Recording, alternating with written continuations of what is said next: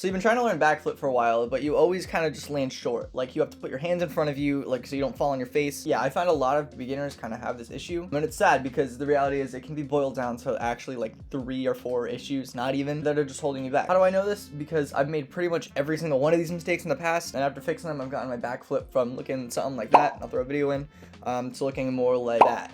I'll put in a recent video on my ankle sprain right now. I can't really flip. So the first issue that you almost certainly have with your backflip is that you're not tucking properly. I see this with so many beginners. If you tuck like this, that's a puck. That's not a tuck. And it's called a puck because it's not a tuck, you know. This tuck should really only be used like out of a round off if you have like an excessive amount of height and you can't overflip.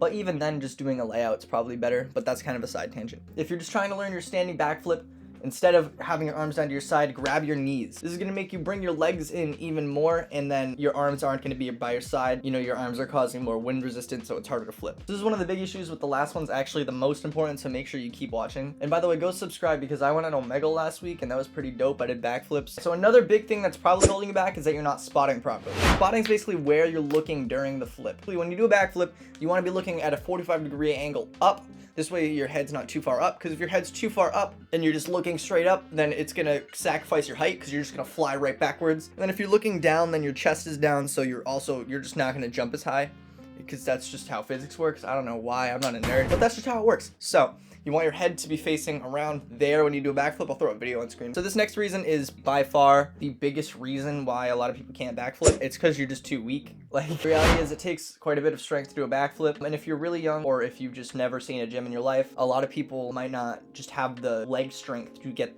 their body up or the core strength to tuck tight enough. Basically, the way you solve this, it's kind of simple, but it does take a while. You want to get yourself into a proper leg workout routine so you can, you know, get the strength to kind of jump that high, as well as an ab workout routine, just because having a strong core is going to help you a lot with being able to tuck super high. The best workouts I'd recommend for backflip are box jumps, tuck jumps, squats. So box jumps, pretty self-explanatory. You jump onto a box, you jump off.